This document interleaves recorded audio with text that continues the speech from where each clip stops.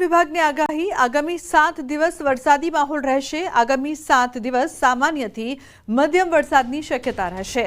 આગામી 5 દિવસ thunderstorm activity રહેશે। અમદાવાદમાં સામાન્ય વરસાદની શક્યતા રહેશે। आज का जो फोरकास्ट है आने वाला अगले 7 दिन तक अनेक स्थानों में हल्का से मध्यम बरसात होने का संभावना है और थंडरस्टॉर्म के लिए लाइटनिंग विथ थंडरस्टॉर्म का जो वार्निंग है अगले 5 दिन है। अभी 16 से लेकर 20 जुलाई thunderstorm with lightning 30 to 40 kilometre wind speed के साथ रहने का पूर्वानुमान है। और जो हमारा फिशरमैन भाई के लिए off and along Gujarat coast में कोई वार्निंग नहीं है। વરસાદનો વિરામ છતાં ઓરસંગ નદી બે કાંઠે વહી રહી છે। છોટાઉદેપુરમાં ઓરસંગ નદી બે કાંઠે વહેતી થઈ છે।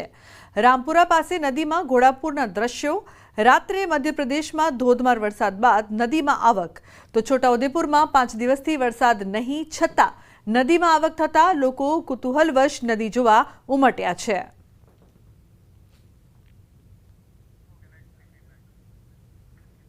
नियम भंग करनार सामे आरटीओनी लाल आंख। स्कूल वान रिक्शा सामे कार्यवाही। क्षमता करता वधु बाळको बेसाडवा। स्कूल वान में पीडी नंबर प्लेट न होवी, वाहन दस्तावेज न होवा तेमज फिटनेस सर्टिफिकेट न होवा पर कार्यवाही कराई छे। 17 स्कूल वान डिटेन करवामां आवी छे, तो 85 मेमो आपवामां आव्या छे तेमज 6.50 लाखनो दंड वसूल करवामां आव्यो छे। उल्लेखनीय है कि नियम भंग करनार सामे आरटीओ लाल आंख करी रही है। खास करीने जे अमदावाद आरटीओनी स्कूल वान छे अने रिक्षाओ छे जे नियमोनो भंग करे छे तेमनी विरुद्ध कार्यवाही करवामां आवी रही छे। तो नियम भंग करनार सामे कार्यवाही करवामां आवशे। 17 स्कूल वान डिटेन करवामां आवी छे के जेओ नियमोनो उल्लंघन करी रही होय। तो 6.5 लाखनो दंड पण वसूल करवामां आव्यो छे। हाल में जो लास्ट वीक में टोटल 38 दिवसे चेकिंग थई रह्युं छे। लास्ट वीक में शाहीबाग पासेनी तमाम स्कूलोनुं चेकिंग करवामां आव्युं हतुं। तेमां टोटल 17 मेमो बनाववामां आव्या हता अने 1,10,000 ना चलन इश्यू करवामां आवेला छे अने आगळ पण आ कार्यवाही चालू ज रहेवानी छे। नर्मदामां चैतर वसावाना समर्थको अने पोलीस वच्चे घर्षण सर्जायुं। कलेक्टर कचेरी खाते आवेदनपत्र आपवा माटे आव्या हता। चैतर वसावाना पत्नी पण आ रेलीमां जोड़ाया। चैतर वसावाना फोटा साथे रेली योजीने आवेदनपत्र आपवा माटे जता हता।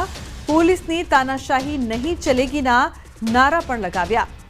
तो रेली योजीने आवेदनपत्र आपवा माटे जता हता ते समय जे प्रकारथी आ समग्र घटना बनी छे। चैतर वसावाना समर्थको अने पोलीस वच्चे घर्षण सर्जायुं छे। तो कलेक्टर कचेरी खाते रेली योजीने विरोध नोंधाववामां आव्यो। चैतर वसावाना पत्नी पण आ रेलीमां जोड़ाया हता। तो रेली योजीने आवेदनपत्र आपवा माटे तेओ जई रह्या हता। चैतर वसावाना समर्थको अने पोलीस वच्चे बोलाचाली बाद घर्षण सर्जायुं हतुं। उल्लेखनीय छे कि नर्मदा कलेक्टर खाते तेओ आवेदन आपवा माटे जई रह्या हता। दीपक जोड़ाया छे વધુ માહિતી આપવા માટે। દીપક, શું વધુ વિગતો પ્રાપ્ત થઈ રહી છે સમગ્ર મામલે?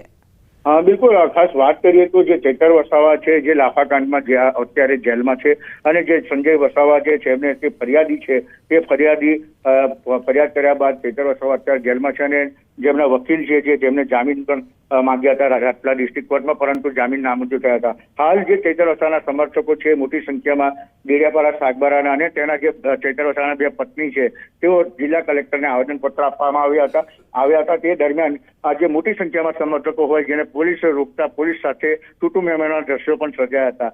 એટલે જે ચૈતર વસાવાના બંને પત્ની અને એમની માંગ છે કે વહેલી તકે ચૈતરને છોડી મૂકે અને ચૈતર સાથે જે અન્યાય થયો છે તે બાબતે પણ સ્પષ્ટતા કરે। ત્યારે કલેક્ટરને આવેદનપત્ર હાલ તો આપી દેવામાં આવ્યું છે અને જે સમર્થકો છે તે જે સમર્થકો જે પોલીસ અને જે સમર્થકો સાથે પોલીસ સાથે તૂટુ મેમો થયું હતું। પરંતુ વાત કરીએ તો જે ચૈતર વસાવા સામે જે ફરિયાદી સંજય જે વસાવા છે જેઓ એક પડકાર પણ ફેંક્યો છે કે જે ચૈતર વસાવા છે જેઓ પોતે માફી માંગી લે તે બાબતે એક પડકાર ફેંક્યો છે, પત્ર લખ્યો છે, જેને લઈ આજે ચૈતર વસાવાના સમર્થકો છે જે ઉશ્કેરાયા હતા અને ઉશ્કેરાયા બાદ કલેક્ટર ઓફિસે આવેદનપત્ર આપવા પહોંચ્યા હતા।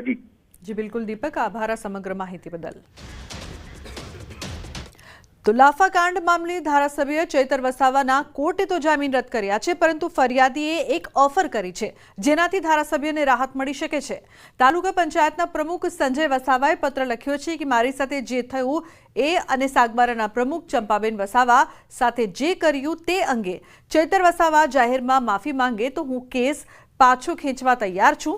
જો કે ફરિયાદી સંજય વસાવાએ પત્ર લખવાની વાત પર ખુલાસો કર્યો.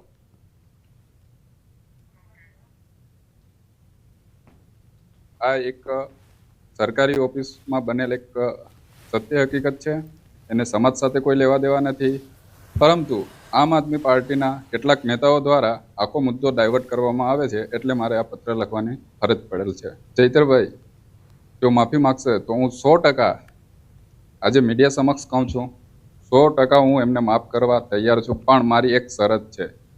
અમારા મહિલા આગેવાન તાલુકા પંચાયતના પ્રમુખ શ્રીમતી ચંપાબેન વસાવાનું જે અપમાન અને ગાળાગાળી કરવામાં આવી છે, તો મારી માતા બહેનો દીકરીઓની વચ્ચે આવે ચૈતરભાઈ અને માફી માગે, હું તે જ મિનિટે આ કેસ પરત ખેંચવા તૈયાર છું. એ વિષયને લઈને જો ચૈતરભાઈ વસાવા જાહેરમાં આવીને માફી માગશે તો હું તે જ મિનિટે એમને માફ કરવા તૈયાર છું. તો વડોદરા પાલિકાની દબાણ શાખાની ટીમ આવી છે વિવાદોમાં. 3 ડમ્પર ભરી જપ્ત કરેલી મૂર્તિઓ અટલાદરા ખાતે કચરામાં ફેંકતા વિવાદ થયો છે. છાણી ટીપી 13 વિસ્તારમાંથી મૂર્તિકારોની મૂર્તિઓ જપ્ત કરી હતી. સામાજિક કાર્યકરોએ ઘટના સ્થળ પર જઈને પાલિકા વિરુદ્ધ રોષ વ્યક્ત કર્યો છે. અટલાદરાના સ્થાનિક યુવાનોએ ભગવાનની મૂર્તિઓને કચરામાંથી કાઢી યોગ્ય નિકાલ કર્યો છે. તમારે એક રોડ રસ્તા બનતા નહીં, ગટર બનતી નહીં, કશું થતું નહીં. જે લોકો મૂર્તિ બનાવતા હતા, જે મૂર્તિ બનતી હતી આવનાર ગણપતિ ઉત્સવ માટે, એ મૂર્તિઓ તમે લાવીને જે રીતે ડમ્પ કરીને કચરાપેટીમાં, એ પણ ડમ્પિંગ યાર્ડમાં કચરાપેટીના જ્યાં નાખે છે એમાં તમે ભગવાનને નાખ્યા છે. વડોદરા મહાનગરપાલિકા દ્વારા 3 ટ્રક ભરીને ગણપતિ દાદાની મૂર્તિઓ લઈને આવ્યા છે અને આ મૂર્તિઓ એવી જગ્યાએ નાખી છે જ્યાં લોકો ઊભું રહેવાનું પસંદ નથી કરતા. રાજકોટમાં રતનપરમાં વિદેશી વિદ્યાર્થીઓની માથાકૂટ. મારવાડી યુનિવર્સિટીના વિદેશી વિદ્યાર્થીઓ પર આરોપ છે. સમગ્ર મામલે રતનપર ગામના લોકો પોલીસ કમિશનર કચેરી ખાતે પહોંચ્યા છે. તો નિવૃત્ત આર્મીના જવાનો સાથે ગઈકાલે આફ્રિકન વિદ્યાર્થીઓએ કરી હતી માથાકૂટ. પોલીસ અને તંત્ર ખબર છે છતાં કોઈ કાર્યવાહી ન કરતું હોવાનો પણ આક્ષેપ. અગાઉ પણ મારવાડી યુનિવર્સિટી વિદેશી વિદ્યાર્થીઓને લઈને વિવાદોમાં આવી ચૂકી છે. જો મારવાડી યુનિવર્સિટી વિદેશી વિદ્યાર્થીઓને રાખવા જ માંગતી હોય તો કેમ્પસમાં જ વ્યવસ્થાઓ કરે, નહીંતર આગામી સમયમાં કોંગ્રેસ આંદોલન કરશે.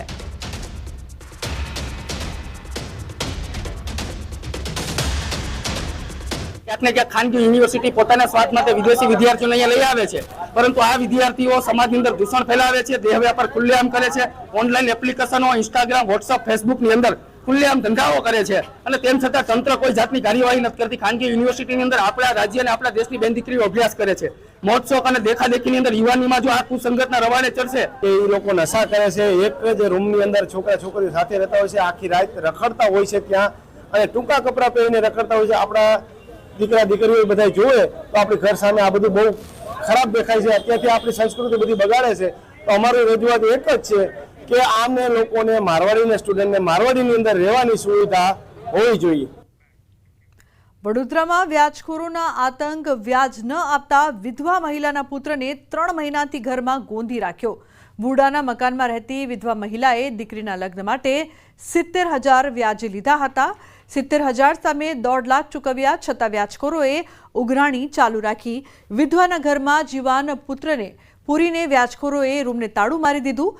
વ્યાજખોર માતા પુત્રએ લાચાર પરિવાર પર અત્યાચાર ગુજાર્યો હતો. વ્યાજખોર નરેન્દ્ર દાવા અને તેની માતા શારદા દાવાએ વિધવા માતા પુત્રને માર પણ માર્યો હતો.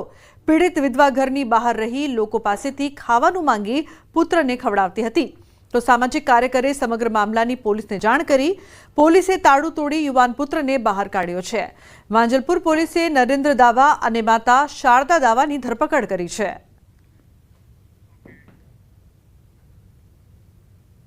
$10,000 વ્યાજ આપું છું મહિનાનું. હમણાંનું વ્યાજ નહીં આપ્યું એટલે હવે 4 મહિનાનું વ્યાજ નહીં આવ્યું ને એટલે આવું કર્યું. અને મને મારા છોકરાને તો પૂરી જ રાખ્યો. મેં તો બહાર જ હતી. હું તો મારી બેનને ઘેર ગઈ હતી ત્યારથી એણે તાર મારેલું છે. મને ચપ્પલ મારે, હજુ મને છાતીમાં બી દુખાવો થાય છે. મને ચપ્પલ મારી હતી તે. ફરિયાદીનો જે માનસિક રીતે દિવ્યાંગ દીકરો છે એને ઘરમાં પૂરીને બહાર તાળું મારી દીધું.